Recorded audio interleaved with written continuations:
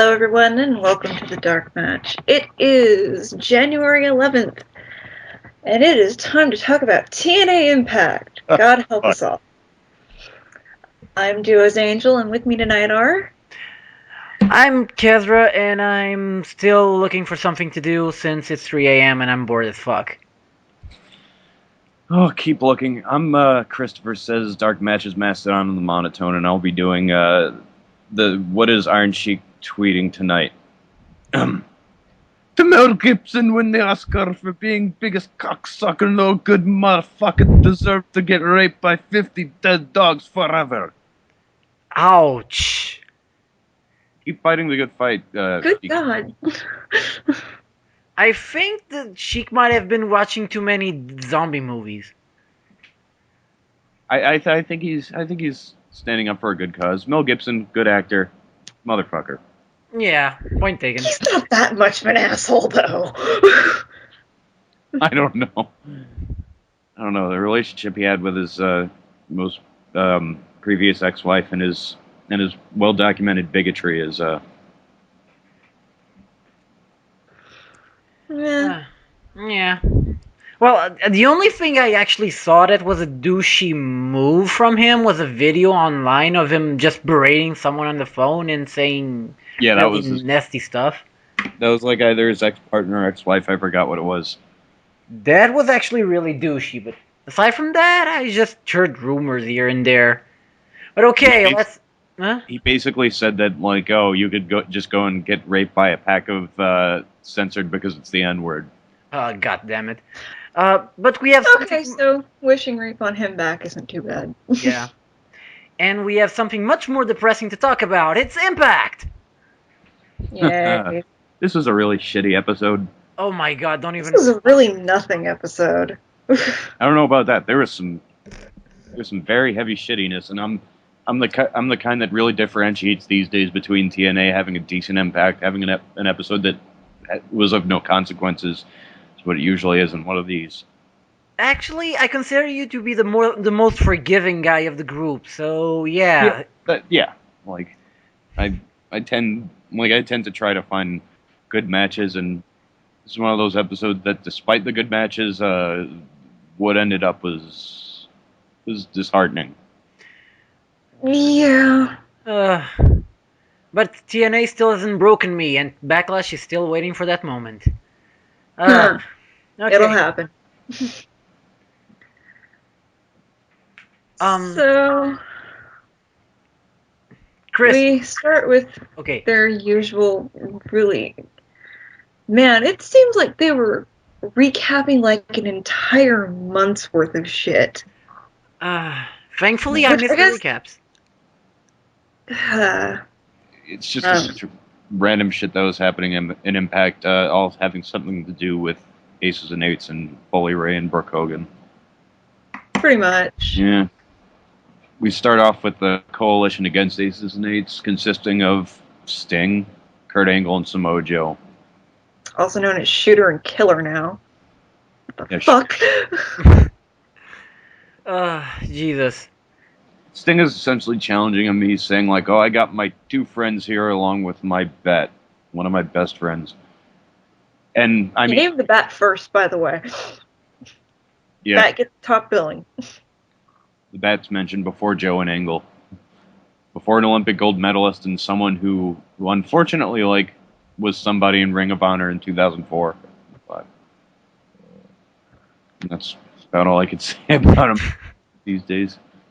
Yeah, Sting calls out Doc and then passes the mic over to Joe. Joe cuts a pretty standard promo and then passes it to Angle. And Angle says that he wants to talk to someone that basically left them hanging at a cage match, and it's Anderson, who apparently has been joining the Aces and Eights slowly but surely. What a shock. It's weird, really. I mean, first off, Anderson looks like shit. He looks like he doesn't give a shit. It looks like Samoa Joe usually does. Well, yeah, he looks like Samoa Joe in, like, from 2010 to 2011. But like, I mean, I don't see how hard it could be. Fake tan, bleach blonde hair, steroids, and no facial hair, and he's wearing a baseball cap. He hasn't bleached his hair. His face is completely unshaven and unkempt. I guess that goes with him being an aces and eights. But honestly, if he's going to be a heel, he's better off being like that sort of Mr. Kennedy, Mr. Anderson kind of. Exactly. I mean, that's pretty much his character, and it's always been his character. But even his promo, it was the way he was talking. It was so dry, so lifeless. Wouldn't be surprised if he's just completely bored. Well, it's Well, TNA. yeah, a lot are. No Leaf was saying it like, oh, he remembered when, despite all the people he's injured, when Anderson was actually exciting to watch in the WWE. Yeah. We were kind of commenting potential. on that. He was wrong. And when he was brought to TNA in 09, thought, oh, wow, this is a good acquisition for him, for TNA. He was wrong. But actually, I tend to agree because I really liked Mr. Anderson when he was in WWE, and when he was let go because of the old being too much injury prone. When TNA actually got him, I was, this is actually a good move, and now yeah. Yeah, well, I mean, to get down to the skinny of what they're all saying, Angle gets in his face. Anderson responds by saying, like, "Oh, I don't have to give you an answer." While like I'm seemingly joined with his innates. And as a matter of fact, never really liked you. Angle says the feeling's mutual and breaks out punching him, like getting on top of him and doing untold things. Nah, I'm not even gonna make it. I'm not gonna waste my time. And then Anderson just bails, and he sort of angrily walks back up the ramp. And this sets up a match that is going to be the main event that was not advertised as the main event because Engelson. Engelson. And it's funny getting back again to Anderson's debut when he was trolling Angle like as a full blown heel. Although the fans obviously liked his whole like repeating his last name, and his shtick had already started to get appeal like in the WWE when he was there, he was a damn good heel against Angle, and they actually had a pretty intense feud from what I remember when he started out in TNA. Huh. I never have caught that, so I wouldn't really know. Me They either. actually went to lengths. Like Anderson dressed up as Angle, and I believe he sort of cut Angle with like a soldier's dog tag or something. Huh, interesting. Real low shit, like good heel shit. But like this is just sort of something that they don't really make reference to. Like it's just a match that. Lately, they don't seem to want to make mention of anything. Like if it happened more than one angle, if it was a previous angle, it never happened. Yeah, remember, this is that's wrestling. This is TNA. If they actually remembered and everything they do, we wouldn't have like the 120 matches between AJ and Daniels. Yeah. But, and I understand that's wrestling to a point, but there will never be a day in WWE where everyone pretends that Triple H was never a member of DX. Not only that, they have so many wrestlers and talent in that roster, and it's like they only use like 10 to 12 guys during a month. Then they swap out the minor guys, and they get another few minor guys. Hey, if we have like a thing about that for the WWE, we'll talk about it tomorrow. Especially since there's people already are getting released in the beginning of the year, and rumor has it one of the releasees is quite a big one on their roster. Well, on your definition. No, I was actually referring to the death of the TNA roster in this case. Oh, okay. Because they have lots. Yeah, unfortunately, that is something they're both guilty of.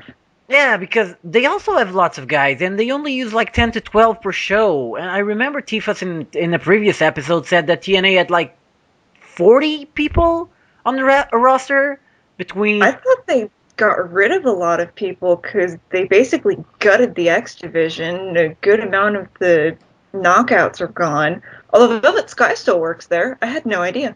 Velvet Sky just returned. She just started like She returned like 2-3 weeks ago. Yeah. Oh, okay. And no one gave a fuck, pretty much. No, I'd imagine not. But like they not too, like last year they got rid of a lot of people. So it honestly seemed like, maybe the roster was bare bones, but with Gut Check, they've been adding people back for a while now.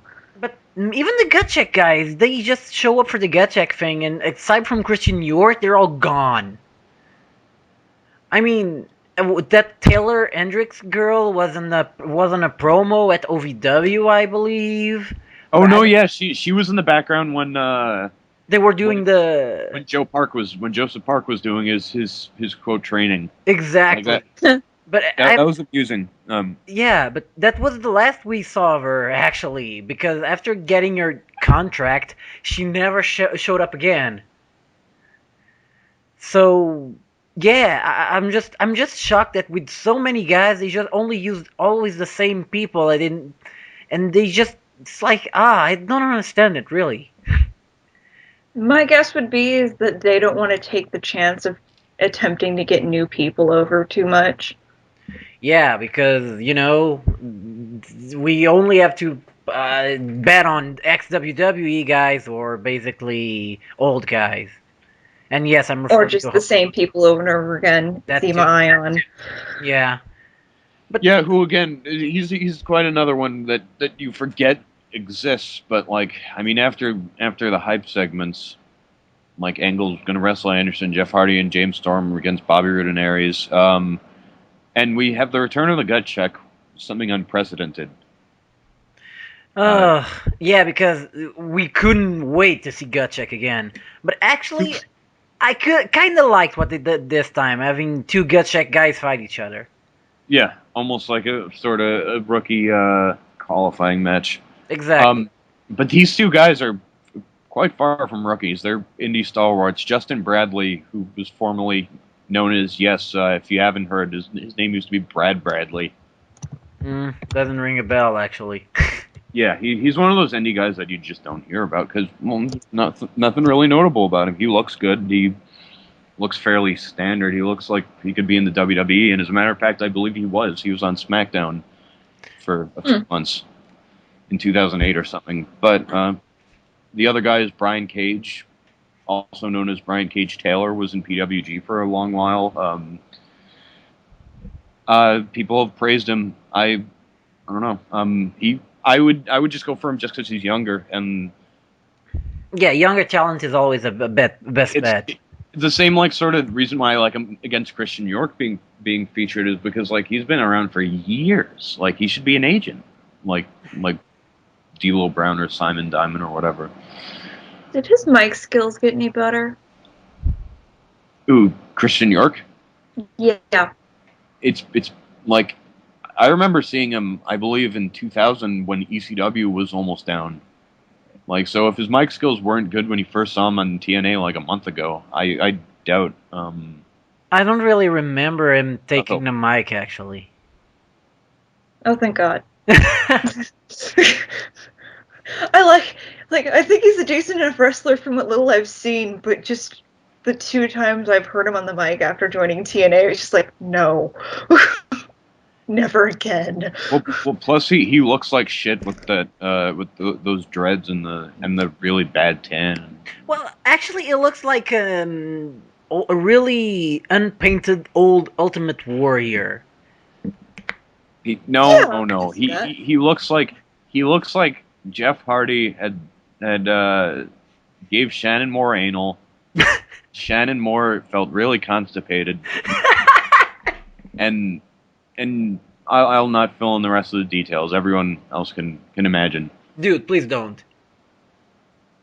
I'm not going to say anything again. It's all up to listeners' imaginations, along with you two co-hosts. Okay, this is about the time we should have the fanfic theater, but let's not.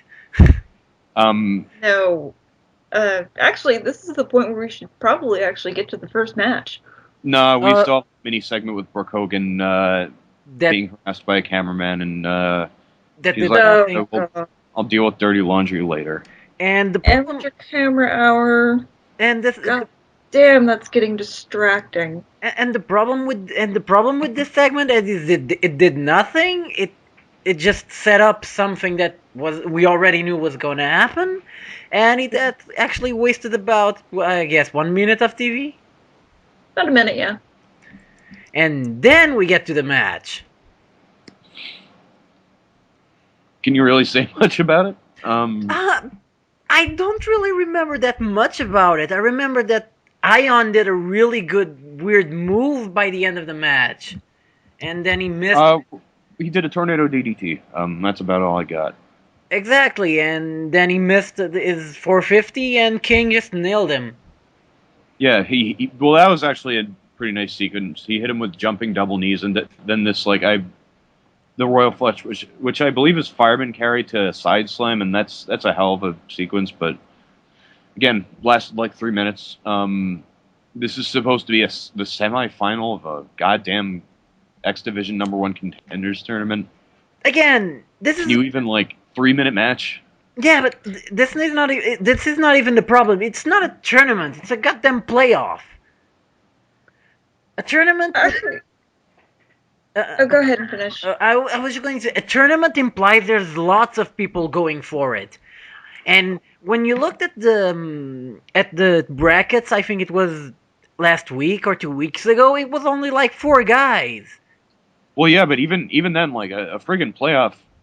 I mean, 3-minute matches, playoff. Yeah. To make that analogy, like there still has to be some kind of hype and a significant deal follow through. And you know what? This is probably. I saw neither. I'm sorry. Go ahead. Oh no, you go on. Sorry. I was just going to say this is probably all going to lead up to King turning heel on New York or RVD, depending on the circumstances, and it's probably going to win the title, which is good for him. But goddamn, this isn't a tournament. Don't call it a tournament. Your X Division is barely existing right now. What I ended up finding funny is that I don't always pay attention to any kind of announcement of what is going on in the match. Mostly because I'm fast forwarding through commercials. I didn't hear that it was any kind of contenders tournament thing, so I had no idea until the match was over. I don't even think they tell the rest. They didn't even have entrances. No, and then how the hell was I supposed to imagine that this was in any way important? Exactly, there was no hype, not even the ref.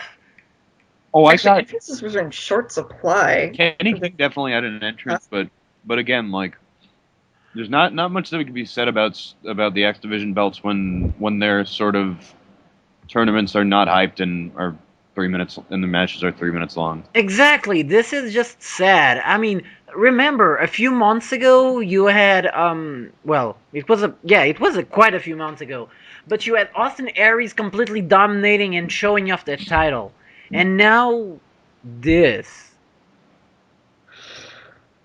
But okay, let's move on, or else we'll get depressed. Oh, that's coming. Let's move on and get depressed. Dude, we can do it. Yeah. King says, by the end of the weekend he's going to be the #1 contender. And then I believe there's going to also be, like, if he wins the match that night, then he gets to wrestle RVD that same night. And, yeah. Not a terrible thing to have set up. It's still not like Jericho beating The Rock and Stone Cold in the same night, but it's a good start. No. Just the general ideas. Exactly. Decent enough. Yeah. They were trying to do that with Ziggler a few months ago, if you guys remember. Yeah, I'm sure, like, he's a workhorse. Like, he could definitely capable of doing the multi match. Yeah, I can definitely see Ziggler doing that. And then we get the next segment with Robbie E, Robbie T, and Tessmacher. Oh yeah. Will they please let him stop this gimmick? This is getting pathetic at this point. Poor man, it's gotten worse. It's actually gotten worse. Yeah, poor guy. Rob Echoes tries. And I thought that this segment was kind of cute, if only because first he starts off by complaining that Jersey Shore gets canceled, and then they reveal by panning along who's complaining to, and it turns out to be Miss Tessmacher. I just appreciate that he was calling her bro the entire time. It's just like, Yeah. that Yeah. works. And she responds to pretty much like a nearly minute of his tirade with just saying, "You disgust me." It was just, yeah. Again, like Robbie is a geek. He's a doofus, and I just don't know where they're going with this. I mean, this has only been getting Robbie T over and not Robbie E. yeah. And Moving on, since Robbie probably... well, yeah, Well, they won't give up on the damn gimmick. I'd imagine they gave up on him quite a while ago. TNA gives up on stuff way too fast anyway. Well, yeah. But that's nothing new. Yeah. But the gist of this whole thing is that Robbie wants Tessmacher in a mixed tag team match against Tara and Jesse, who he's feuding with. Another thing that really makes you not give a shit about TNA. And she says, "Oh, only if I could tag with the winner," and she refers to Robbie T. Yeah. Just because he won the bro off, most likely. There was a bro... you know what? I don't care. You don't want to know. Trust me. I don't. Yeah. We have Joe Park, very excited Joe Park, saying like, "Oh, I'm going from OVW to the Impact Zone, not as a lawyer but as a wrestler, and like I can't wait to get my start in this great business." And yeah. But you know Joe what? Park. Every time that Joe Park appears on Impact, it actually makes it better because the guy is so awesome with this gimmick. Yeah. Joseph Park is definitely my absolute favorite part of TNA right now. Like, I am never not happy to see him. Exactly. I would say it's like I was with Aries a few weeks ago until he started cutting a little more generic promos. Because my high point of watching TNA was always watching Aries' promos. But well. Yeah. Our next match is that whole that mixed tag, Tara and Jesse versus Robbie T and Tessmacher. And funny thing happened. I did not see this match. I accidentally fast forwarded through the entire thing. I did not even know the match existed until I went to the results earlier, or towards the end of the show, and at that point I figured if it was so short that I was able to fast forward it without even noticing, it could not possibly have been good. the thing... Go ahead. Most memorable spot of the match. Brooke throws Tara in the corner and then rubs her snatch in Tara's face and then rubs her ass in Tara's face. And that's about it. Yeah. So I have no regrets. But good to know. Yeah, because the problem is, the only reason this didn't get me to scream at my TV is because they squash Jesse, and I can't stand that prick. Yeah, Robbie T chokeslams him, and that's the finish. Exactly. Another 3-minute match. So yeah, squash him. I like that.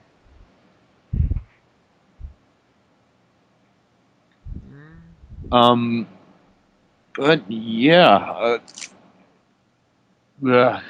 And this gets weirder. Oh yeah, then Robbie does this similar sort of dancing routine, like he did in the bro off. The bro off stuff, yeah. Yeah, and then he kisses Brooke, actually Tessmacher, who then spoons. Yeah, and she falls on the ground. Nice. Funny? Okay. That's a bit much even for wrestling. See, but there's nothing you can say about this. Just... Well, you know, Natalya and Khali, so TNA have to replicate that. Ugh. Don't even remind me. Okay. I guess? I'll do enough of that tomorrow when we record the WWE episode. Yeah. Boy. Okay, yeah. And then we get a promo by one of the Get Chat guys. Yeah, we have another Brian Cage Taylor got promo, and he again went through the developmental system and he didn't even get up as far as Brad Bradley, who went to SmackDown, but whatever. You know what? As soon as I watched this guy, my reaction was, Batista? And Oh then, yeah, yeah. and He then kind of has that spiked facial hair thing. exactly. And then I looked again and I was like, huh, it's more like Batista crossed with Austin Aries, but okay.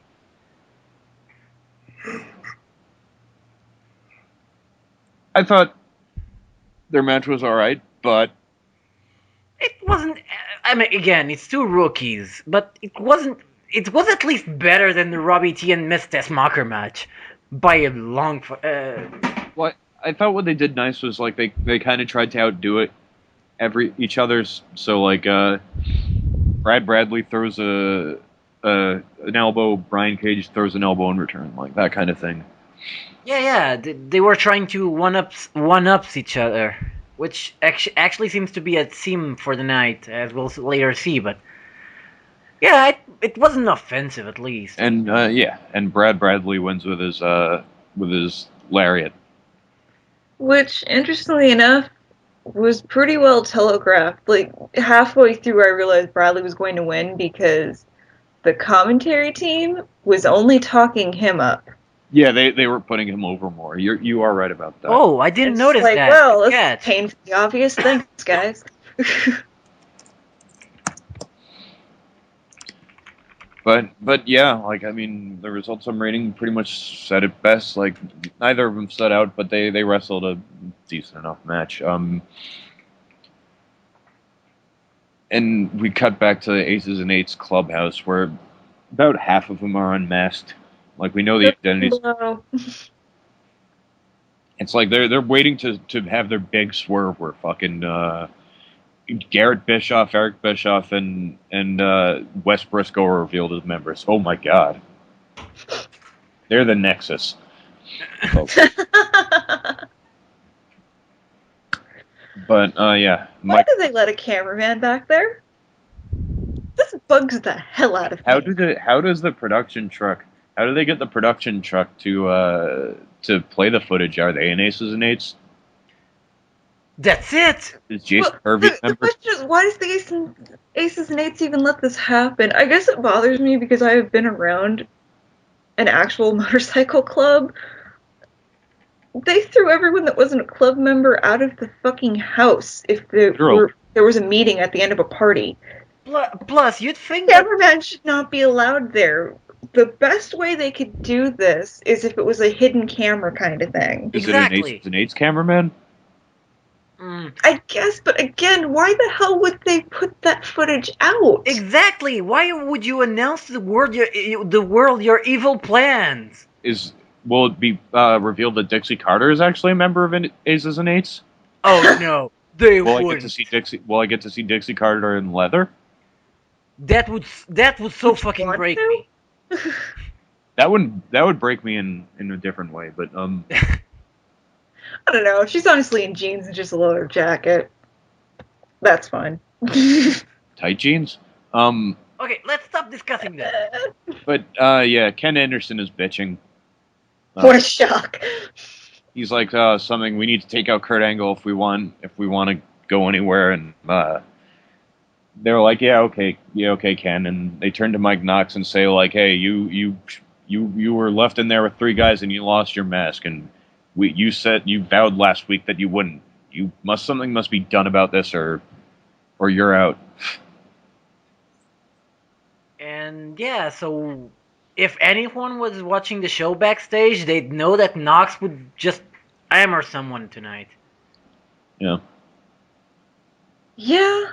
Like, that, admittedly, that's it. Like, that overall is an issue with wrestling as a whole. Like, there's just that weird divide between what the audience gets to see and what feasibly other people could get to see if they just found like some way. I'm pretty sure there's some way that people backstage could see anything going on the Titantron. Yeah, it's obviously a problem with wrestling in general, but in TNA it seems worse because TNA isn't even fucking trying anymore. they have no fucking idea what's going on there. Not even Hogan. But yeah, minor gripe. Yeah. At least we got a There's no Joseph real Park. solution, but they could at least be less obvious about it. Just effort, guys. Fucking effort. And for the love of God, get a steady cam. Not only get a steady cam, but at least introduce the segment in such a way that it seems like the TNA production can't do anything about this, even though NWO already did. But yeah, I have a perfect fucking solution for this problem. Yeah, make it something that they can do. Make it something that the Aces and Eights would actually put out there. Why don't they just have Aces and Eights making promo videos where they're threatening people?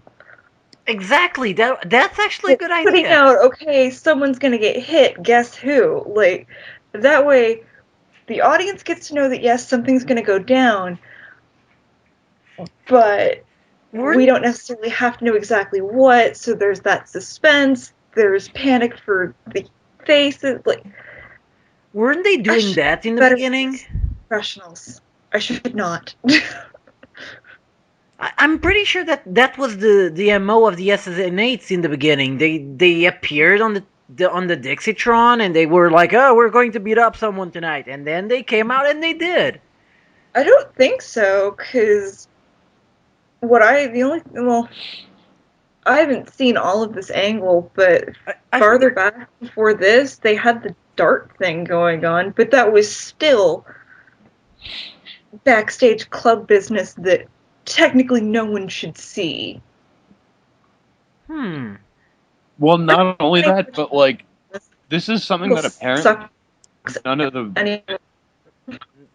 the baby faces are privy to this, and it's on the show that they're broadcasting. And okay, it's an issue with wrestling in general, just because it's hard to imagine that no one could find, especially with Raw being live. All you'd have to do is turn on a fucking television. Well, yeah, I mean, again, like it's an issue with wrestling based on the fact that TNA shouldn't have done this in the first place. This is why you used to have cameramen, hiding behind like crates and shit, spying on people. But that was good. That's how you do this. We talk about Joe Parkin. Yeah, let's move on, please. Let's move on to interesting things. Oh wait, if we want to talk about Joe Park, we have to talk about Hulk Hogan being a jerk off. Oh crap. God, Hogan. Call me a mark, but fuck you, Hulk Hogan. How dare you act that way to Joseph Park? I mean, yeah. The guy moved from being a lawyer to wanting to become a wrestler, and it's his new dream. It's very beautiful if you completely ignore the fact that he's a professional wrestler. How dare you? And he has been. He's just trying to move on, bring on the tradition. Recall the tradition of Jebediah Park. Jebediah Park. Well, he's in the ring all ecstatic and says like, "Oh, thought passing the bar was hard, but OVW is quite a bit tougher." And Hogan comes out. He's like, "What the fuck do you want, Joe Park?" Joe Park says, "Oh, I've done everything you ask. Like, make me a wrestler. I know I'm still like a greenhorn, but make it happen. Give me a match." And Hogan's like, "I don't have time for you, blah, blah, blah. I'm preoccupied. I have other things." Fine, have a match. Doesn't even ask what it is. Exactly. Just like, what the fuck ever. Yeah. You want a match? You got a match. I guess who? I don't care. You choose. No, not even Hogan's about to say it, but then Joe Park just hugs him because he has a match. He's that ecstatic. Hogan makes reference to him training with Hiro Matsuda. Oh yeah, I remember that. And like he's all caught up with Aces and Eights, claims Hogan, but he's really worried about his daughter, who appears on the Tron and And says she's coming to the ring, I think, didn't she? And, yeah, Dad, stay there. You've been ignoring my texts and my voicemails. This is playing out like a relationship gone sour. And I don't mean a father-daughter relationship either. Yeah, like... I mean an incestuous father-daughter relationship. Oh, God. Incest jokes aside, this whole angle is a bit much. Like, this is an extreme overreaction on Hogan's part. Like, it is past the point of being believable. fathers are overprotective of their daughters. Like, It's a very it's never made any sense because Bully Ray has been one of his closest, Ally. confidants for a Lately, long at least. time now. And it's just like, what's the fucking problem? Yeah, exactly. It's a really inappropriate and like you said, overblown invocation of that whole trope. And they're not getting over it anytime soon. No. God damn it. Yeah, Brooke comes around and like she says you're disrespecting me by ignoring me, and she just asks if he's gonna reinstate Mark, because of course we're shooting, or God, just it's weird. keep up with this this I hate when they suspension do bullshit, because it's a personal vendetta. that. And Hulk's like, I'm not reinstating Mark. Brother. You. And he just walks away. But- And Brooke doesn't try very hard to cry. No. She just frowns and makes a sad face.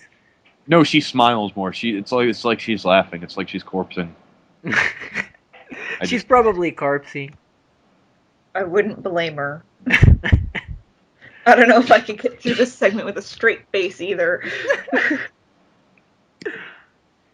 But yeah, that's disastrous. It's disastrous, but it's not cataclysmic, as we'll later find out. Oh yeah, later it gets worse if you can believe that. Let's move on. I actually liked the next segment. It actually made me laugh the whole way through.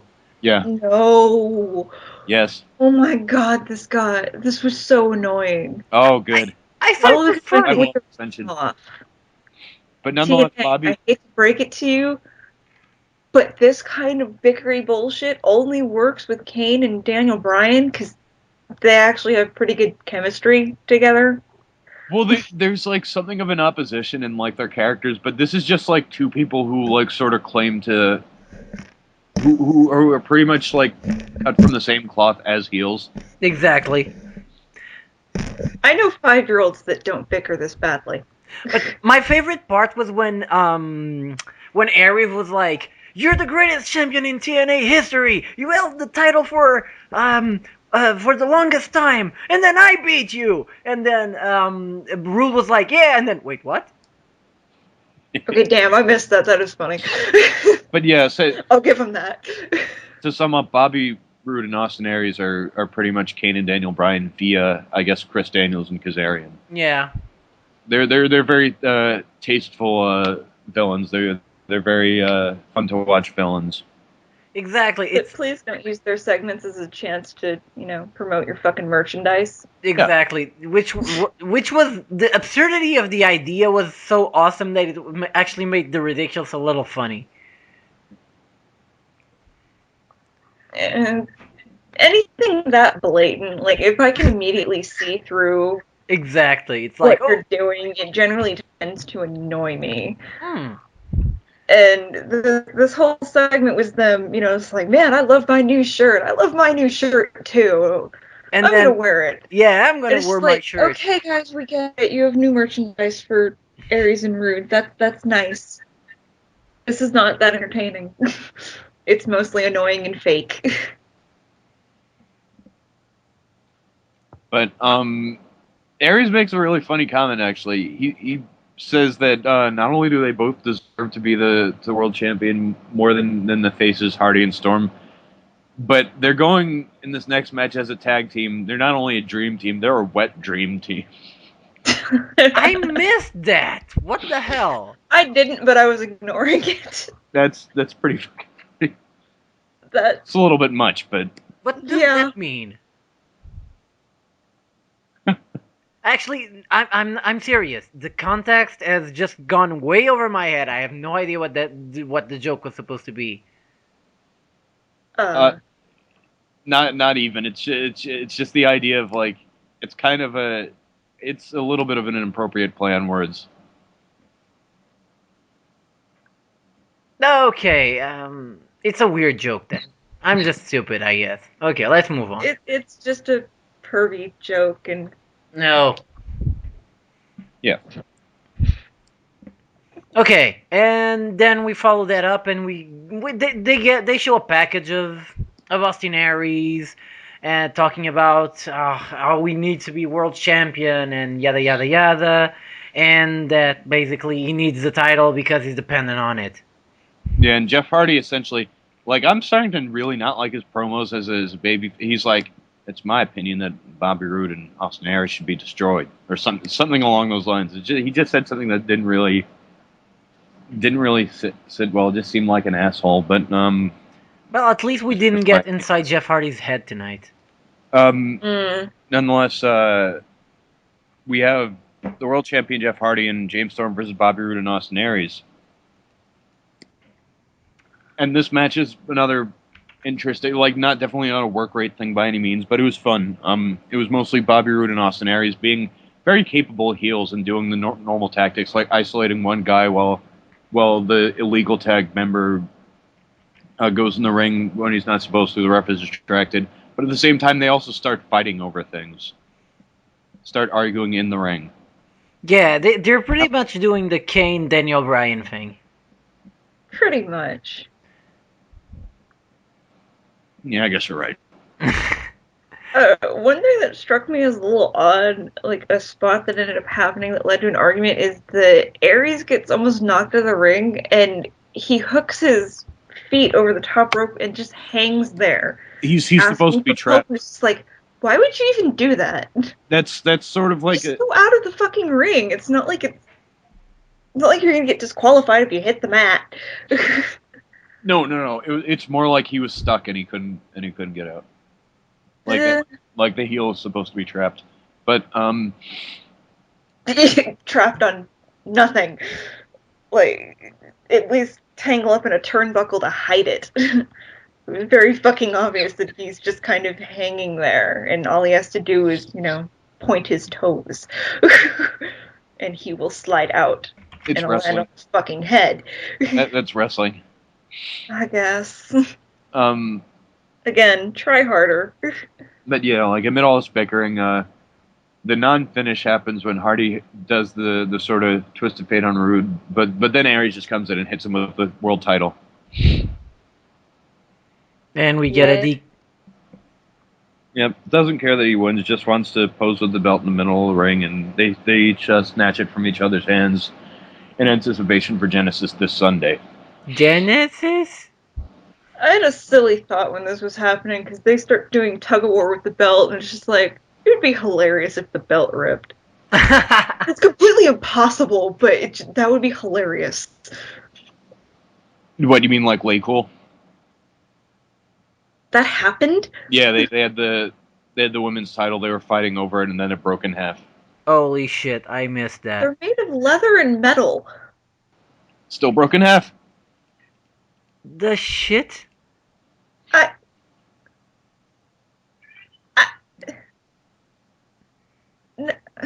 Fuck it. Move on. Yeah, don't try to process it. Don't try to process it. But yeah, speaking of Genesis, that was a good console, wasn't it? Genesis? It was my very first. Sadly, I've never played Sega.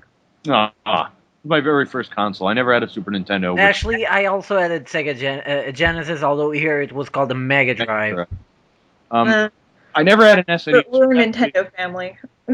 Yeah, it's source of regret. Super Nintendo had much better games. Yes, it did. I'll that. But yeah, but we still had Cyborg Justice. We still had Jewel Master. We still had the first 3 Sonic games. And oh yeah, Sonic 2 was fucking awesome. I spent so many days playing that. But I mean, damn, Sega pretty much fucked up after that. Oh yeah, it all started with the Sega CD and the 32X. All these useless ass peripherals.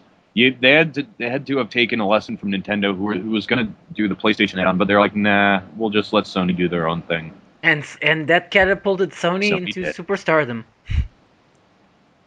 No. Yeah, but Nintendo being Nintendo, they can pretty much produce anything at this point, and millions of people will buy it. Yeah. Actually, that only happened with the Wii, because the GameCube actually left them struggling, I think. Really? I think so. It's a really big disappointment, because the GameCube is It's a pretty decent fucking console. Yeah, it was a pretty There's decent. nothing wrong with that thing. And Not many it people. had- I believe it was even the most powerful. Like, Oh yeah, it was. Not many people know this, but the GameCube was the only console from last generation who was actually able to output at 720p HD. 720. Oh, wow! I thought it was just 4. Okay, did they ever actually take 480. advantage of that though? No, they didn't. If only if I There's no, the but I problem. believe there were like games We're a such wrestling as podcast. like the Resident Evil remake. I think was able to do progressive scan, or RE4 was able to do progressive scan, and I don't know how Okay. that relates. Guys, this is the third tangent we go on tonight. We need to keep focus on TNA. I know it's bad, but Is it really? Yes. Talk about Jewel Master and the other good Genesis games like WWF Royal Rumble and WWF Raw. well, we could actually do an episode on that later. Talking I about mean, wrestling games. I'd talk about the TNA games, but TNA didn't exist back then. Oh god. Okay, let's move We're on. almost done. Yeah, and we have another Brooke Hogan segment. She's on the phone with one Mark. And I wonder who that is. She's like, "Oh, it's not a good idea for you to come here, but pick me up outside the office." Yeah, exactly. We have they hype Angle versus Kennedy, and then we have a promo. This was really stupid, but in an amusing way. Oh yeah, I remember this. Joey I Ryan and actually Matt fast Morgan. forwarded through this too. I totally don't remember it. Why does Joey Ryan still exist? He's good, but he was like hyping. He was like, Chavo Guerrero, Hernandez, we're gonna get you this Sunday, and the new tag team champions will be the Big Morgan and the Big Organ. And then God damn it! I And then hate Chavo- Joey Ryan so fucking And then much. Chavo Guerrero and Hernandez were walking outside, and they took exception to being spoken about, so they got into a fight brawl with them. no, but the problem is,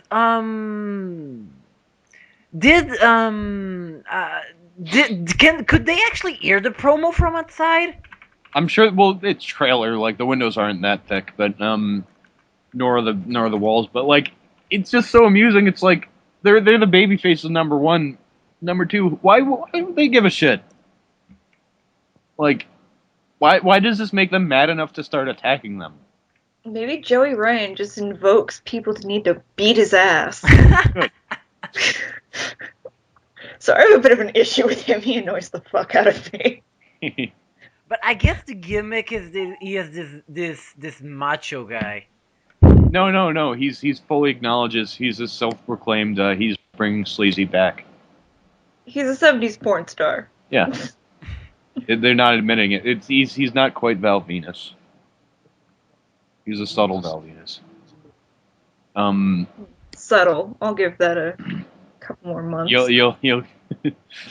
Yeah. But we go to Kurt. I was gonna say Kurt Anderson and Ken Angle. Who cares? They don't have a match. No, they do not. Anderson bails, and I knew it was gonna happen as soon as this went on. Angle stares him down, tells him to get in the ring, and then Mike Knox comes and incapacitates him with a hammer. And fucks him up, and then Garrett Bischoff and Wes Briscoe, they're in time to chase Knox off. Oop. Yay. And the paramedics come along as Aces and Eights celebrate. That didn't happen.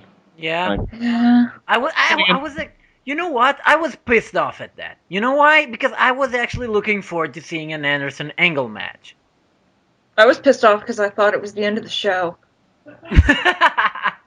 I was so hopeful. And then I realized, no. Especially since, because if that had been the main event, they would have been way under time, and I noticed that. And I kind of figured, okay, they're just under time because Anderson's entrance was obviously stalling. Or at least it looked like it was stalling. Oh, yeah, he was taking a long time Oh with yeah, he was his own introduction. Yeah, I think he was trying to illing it up by his attitude. In retrospect, for this to have been the actual main event and end of the show, the match would have had to have been, more than 10 minutes. Yeah. More than 1 minute. Yeah. But made sense get more than 5. we have recaps of this. We have Sting pissed off and coming on the ring, like Sting, who's constantly been called the dumbest man in pro wrestling for giving the heels too much lenience and being a bit too much of a babyface. He negotiates with Devon, says like, "Hey, you call off your troops, and I'll call off mine, so I could have a fight with Brick Knox." Yeah. Mike Knox walks to the ring, and Sting hits him with a bat. Yeah. Yeah, it's just because the ref is just like, no. Give me your weapon. No, give me the weapons. And actually, and then just puts them in the fucking corners. I never get that. and they bury just like that. They bury Mike Knox just a week after revealing him. I mean, what the fuck? No, that's not surprising at all. He went up against Sting, for God's sake. But yeah, like every other match, as you said, this goes on for like 3 minutes. The only thing that went on for a significant amount of time was friggin' the tag match. Which itself was thrown out and wasn't really much of a match in the first place. Sting wins, of course. And then, being, a baby face, grabs the hammer and starts to hit Knox's hands with it. Because he's a face. Yeah. What the fuck? Duos, you just don't understand. The desperate times call for desperate measures. Sting was doing what he had to do. He was retaliating. He was fighting fire with fire. It was? By beating a man that was half unconscious already. Yeah. And that's virtuous if they did it to you first. An eye for an eye, a tooth for a tooth. Or is that the other way around? But we're still not done, though. And he's about to cave Mike Knox's skull in when Devon's like, "Oh no, you're not going to do that, because if you do that, we do the same to Brooke," and they have Brooke, who's been pussyfooting around the. Okay, before we get into this, I need to ask this because it bugged the fuck out of me. How the shit did they get their hands on Brooke Hogan? I can only assume that she was walking backstage and they just went, No, I'm sorry. Why the fuck not? And grabbed her. Waiting for the bully. Although I'm very much impressed that, they were able to drag her back there at all, considering that 2 of them holding her could barely do it. Exactly. I mean, she has got I get that she wouldn't necessarily be one of the weakest people in the world, but good God, she's not as strong as those 2 guys. They were being gentle. They didn't want to get future endeavored from Hulk Hogan because they bruised her arm. I guess. Making it look too real. But before anything can be done, like, Bully Ray comes charging in with a full head of steam with a chain in his hand, and he whips them all away and rescues Brooke, and she's taken back to the ring. Aces and eights, please. I'm sorry, she's got to be... Her and Bully are going to be members of the Aces and Eights. It can only be that. No.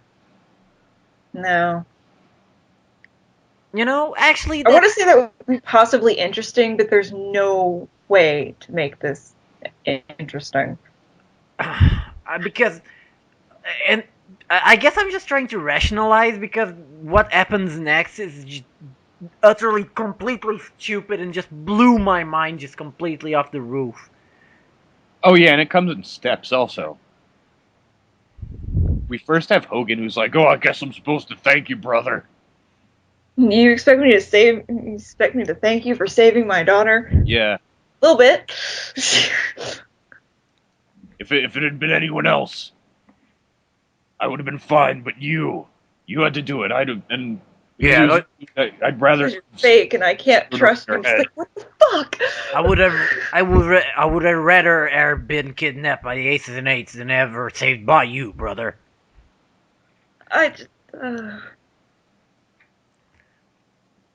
And Sting is, of course, on Brooke and Bully's side, and Hogan snaps at him, and Bully's just like, "What are you doing? You're yelling at one of your best, your best friend ever." And it's like, weren't they feuding last year? Didn't they hate each other? I'm sure they hated each other a few times. But okay. Oh, Brooke and Hogan ate each other quite a bit. No, Sting. Everybody in this Sting and group hates Hogan. each other. Okay. But yeah, But and then it's time for some cliches. Oh yeah. Foley basically goes, you know what, fuck it. He gets sick of trying to talk Hogan into not being a douchebag. And he just kind of pulls Brooke in between the two of them so she's facing him, and he starts going on about how I'm not really one for emotions or feelings. I'm such a hard ass, but with you it's different. It's like, Yeah, I mean, this was. I'm sorry. Okay, I'm not. I'm never going to say this I'm not going to say this ever again. But I could cut a so much better promo on this. yeah. I thought he honestly, did anything all that right, isn't but this is complete just really cliche. shitty material, really. Yeah, but Yeah, like, I mean, Bubba isn't the type of guy to Bubba. I mean, Bully. It just isn't the type of guy that um that does this kind of thing. He's that badass guy that just beats you the fuck up. He's not supposed to be all lovey-dovey with someone. Oh, yeah, yeah, yeah, yeah. the thing is though is that you can have a romance without him having to be, like, oh baby, you changed me. Like, all he has to do is not be an asshole. He can be very, awkward without just, there'd be a way to do it without really like softening his character in any way, and it still work. But that would take talent. Yeah. And God forbid we actually expect talent for something that's on television And So regularly. and that's not even the problem. It's then they do the thing and he asks her to marry and they do the all marrying thing, and that's when I went off the deep end.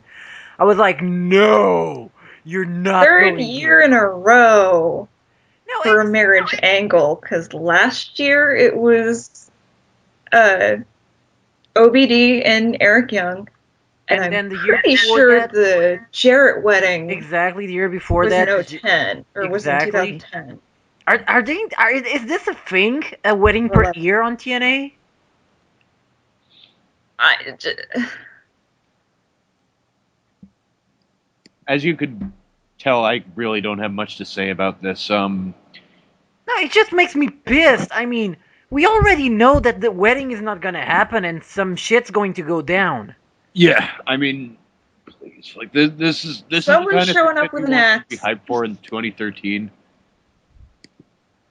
I mean, I guess in other news, they're only doing like 4 main 3-hour pay-per-views: Genesis, Lockdown, Slammiversary, and Bound for Glory, and the rest of them will be like one shot, like themed pay-per-views. So they're really not just doing 4. That is a terrible idea. TNA like has not really much for us to anticipate, and this is really just kind of pisses me off. Like, it's such a goofy thing for them to do amid all this aces and eights morass and shit that just won't get resolved. Ugh. This was a bad show. Yeah, Was. it ended shittily. I mean, if No Leaf was on, he'd be much more uproarious about it. But like, I'm just like, I just kind of get depressed, you know. Yeah, TNA isn't usually this boring. I mean, I Yeah, usually like, for all that there were plenty of things to bitch about, this really did feel like a big nothing of a show. Well, it was a big nothing that ended with shit. It just ended with something that it's just like, why are you doing this? Like, but and granted, Claire Lynch was much worse, but come on, uh it's yeah. it's it's in the same league. But okay, I mean, let's see what they do next week, but I'm pretty sure we're not going to be surprised. Actually, you know what I'd like to see, but that would be that's kind of logical. And they're probably actually I think they might do it. Is have the Aces and Eights hijack the wedding. Okay, Hopefully, I'm hoping Hogan shows up with an axe. maybe she'll get Let's married. have some callbacks. Maybe she'll get married to Mike Knox.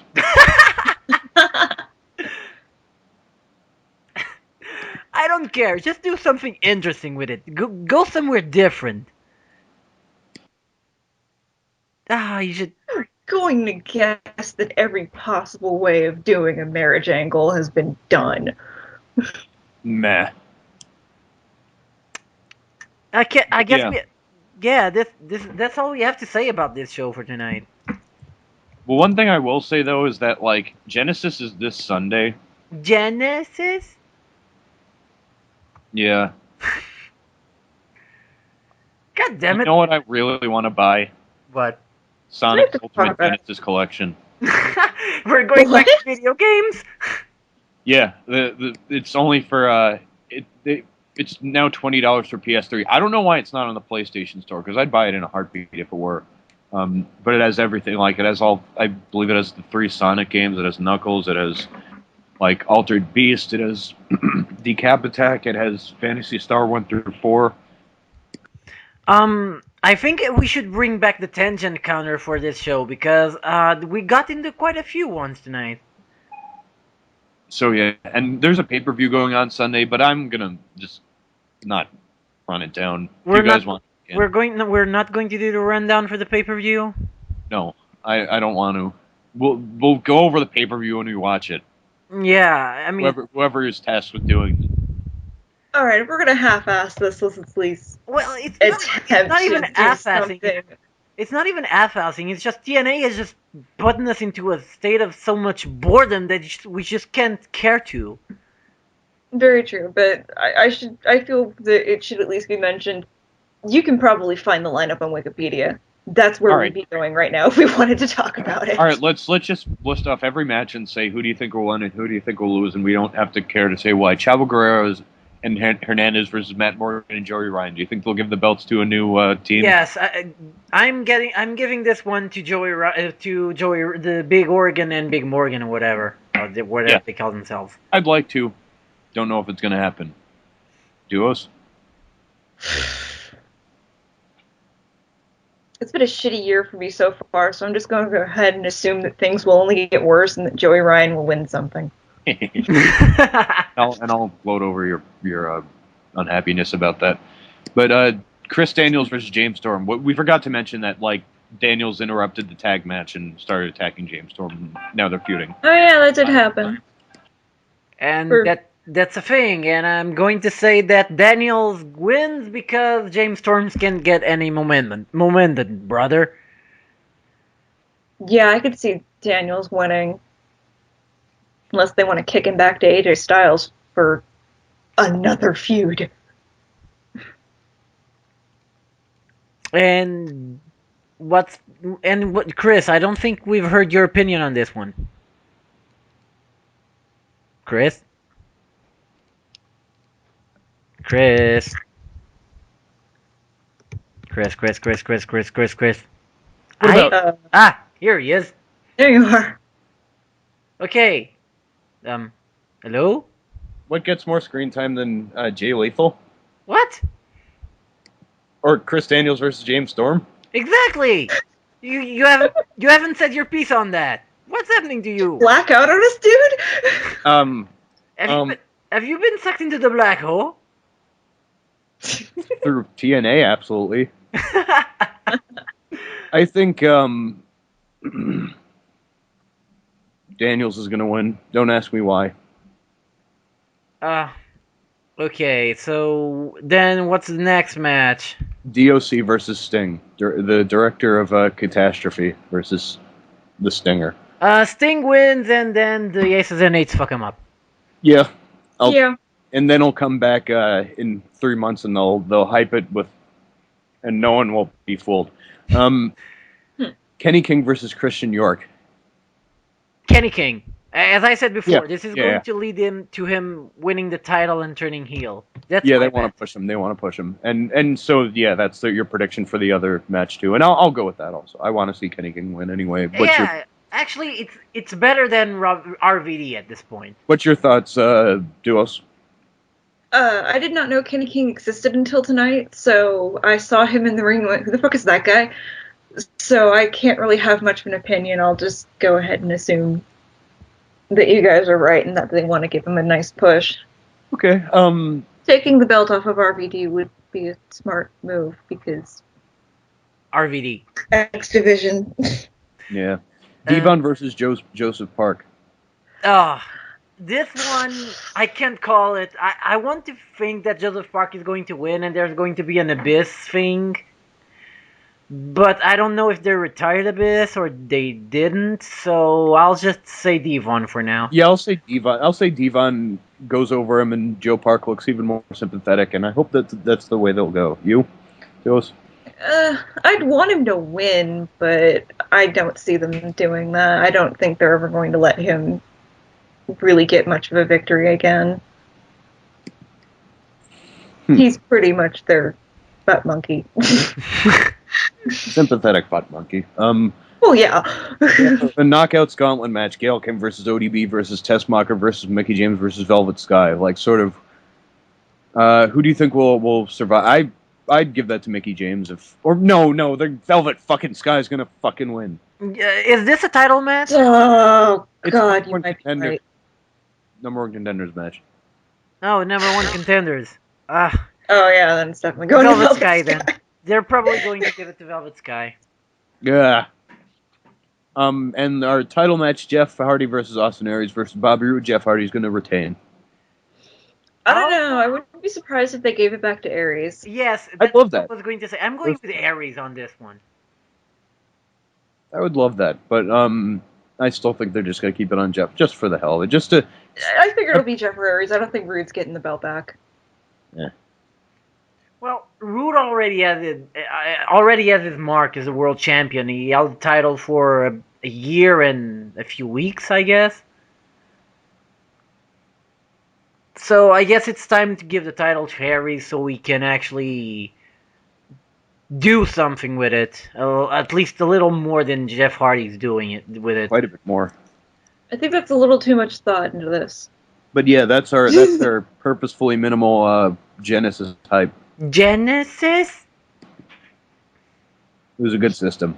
Does no one remember the Star Trek 2: The Wrath of no, it's 3 actually. It's Star Trek 3. I'm doing the guy who just Genesis, and no one gets it. No. I've never seen it, so like I've only seen Wrath of Khan and Search for Spock twice. Exactly, Once. it's in Search for Spock. Yeah, exactly. But yeah, that was the episode of TNA Impact for this week. Now it's time to decide what gets more screen time than Jay Lethal, and shit. Have I said the inside of Nate's Clubhouse yet? I Probably have used that one before. But it remains true. Fucking Ace and Nate's Clubhouse gets more screen time than Jay Lethal, and it really, really, really shouldn't. Ace and Nate's Hammer gets more screen time than Jay Lethal. Okay. Let me see if I can come up with an Ace and Hates one. Oh, okay. Mike Knox's beard gets more time than Jay Lethal.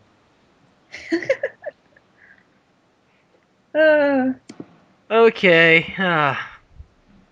Time for the... Still time. Okay. Don't forget to subscribe to us on Flip TV or YouTube to keep up to date with all of our videos. You can also like us on Facebook. Don't forget to follow us on Twitter at DarkMatch Wrestling. You can also follow us individually on Twitter as well. Don't forget to check out TRE Productions, where all of our videos plus other great content is hosted. We are also on RTV in the community section. And last but not least, visit us at the Spooning Experiment forums, where you can probably get one of us to yell at you. I won't yell at you, I promise. I think Chris is having connection problems. But okay, so that was the show. Have a good evening. Yep, that's it for the Dark Match. I'm Duo's Angel. And I'm Kezra, and I think I'm going to say goodbye for Chris because apparently he's gone off again. I'm Christopher Says. Oh, okay. There we go. Okay, good night and good luck.